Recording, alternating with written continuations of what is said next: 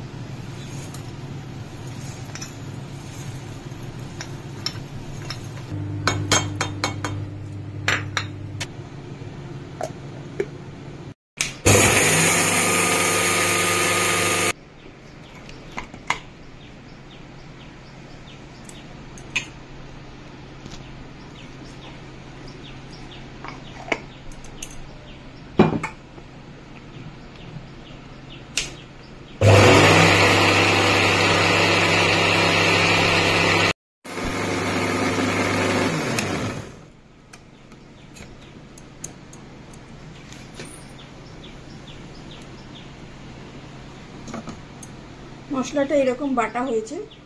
এটা বেটে এটাকে ঢেকে রেখে দেব, তা না হলে ঝাঁঝটা বেরিয়ে যাবে। ইলিশের প্রিপারেশনটা তৈরি করে নিচ্ছি। প্রথমে লাগবে সর্ষের তেল। এর মধ্যে আমি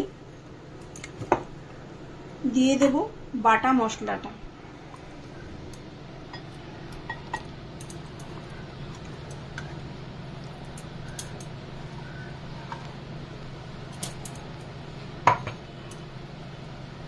একে ভালো করে তেলের মধ্যে মিশিয়ে দেব।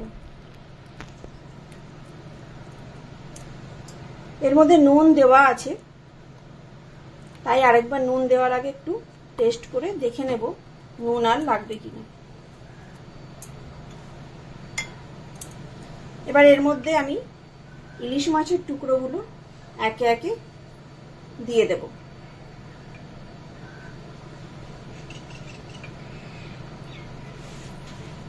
আমি এর মধ্যে 4টে টুকরোই দিলাম, কারণ যেহেতু বাটিটা আমার ছোট আর মাছের পিসগুলো বেশ বড়ই, স্ট্যান্ডার্ড সাইজের, সেই জন্য। মশলাগুলো ভালো করে ইলিশ মাছের মধ্যে মাখিয়ে দেব। লক্ষ্য রাখবো যেন গায়ে সুন্দরভাবে মশলাগুলো লেগে যায়। এটা আমার হয়ে গেছে ম্যারিনেশন। এবার এটাকে ঢেকে 5 মিনিট রেখে দেব।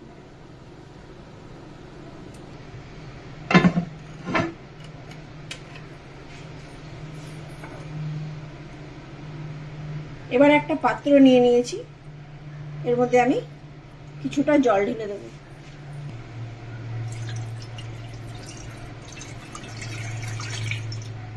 দু থেকে 3 কাপ জল আমি দিলাম।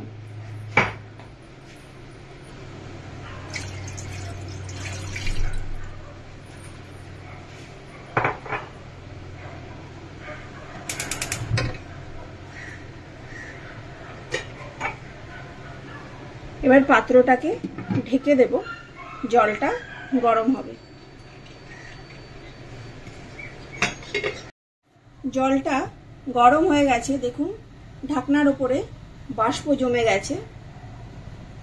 এবার আমি ঢাকনাটাকে তুলব।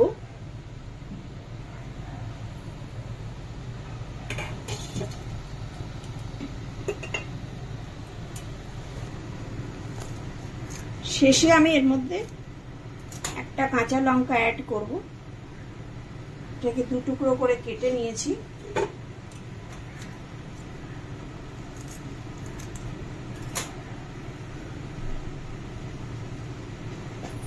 এবার এই ম্যারিনেশনের পুরো পাত্রটা নিয়েই আমি এর ভেতরে বসিয়ে দেব। জল এর মধ্যে এতটাই রাখবো যাতে এটা 1 ইঞ্চি থেকে 1.5 ইঞ্চি মতো ডুবে থাকে। এবার এটাকে ভালোভাবে ঢাকনা দিয়ে দিতে হবে।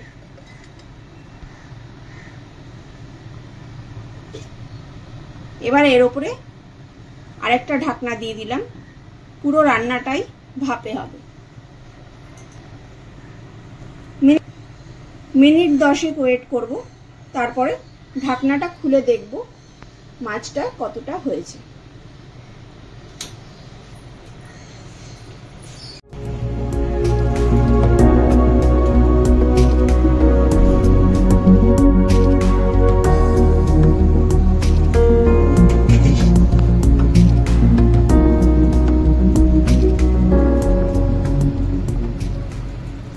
ঢাকনাটা আমি উঠিয়ে দিয়েছি। এবার দেখুন ভেতরে আমি কোনো জল দেইনি, বাইরে জল দিয়েছি, বাইরের জলটা ফুটছে, কিন্তু সেই ভাপে ভেতরে যে সর্ষে বাটাটা রয়েছে সেটাও কিন্তু ফোটা শুরু করেছে। আর আস্তে আস্তে দেখুন মাছের যে পিসগুলো আছে তার কালারগুলো চেঞ্জ হয়ে যাচ্ছে।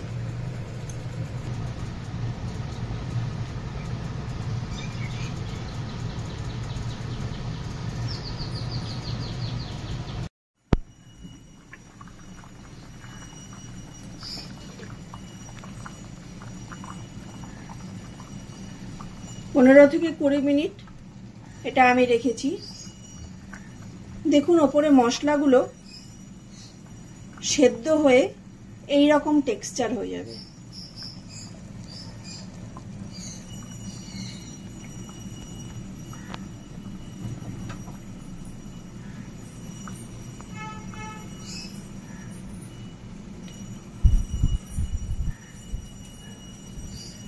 এবার আস্তে করে আমি ঢাকনাটা ওঠাবো, খুবই গরম।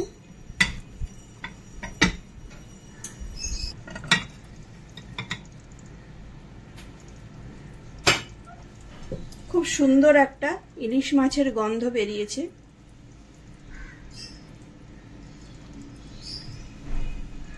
কাঁচা গন্ধটাও চলে গেছে। আমাদের তৈরি হয়ে গেছে ইলিশ মাছ ভাপা। বাঙালিদের এটা খুব প্রিয় একটা খাবার, ভাতের সাথে ভীষণ ভালো লাগে খেতে। এবার আমি এটাকে নামিয়ে প্লেটিং করব।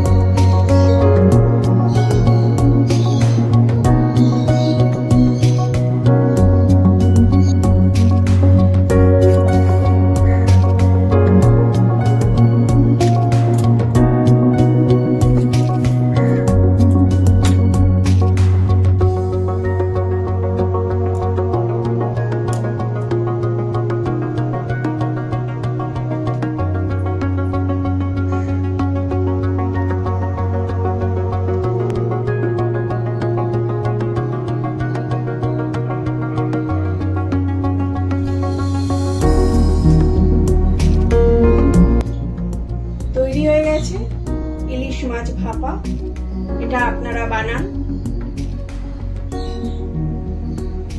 প্রিয়জনদের খাওয়ান, আর রেসিপিটা বানিয়ে আমাকে অবশ্যই কমেন্ট করে জানাবেন আপনাদের কেমন লাগলো। পরে আবার আসবো একটা অন্য রেসিপি নিয়ে, আবার দেখা হবে। নমস্কার।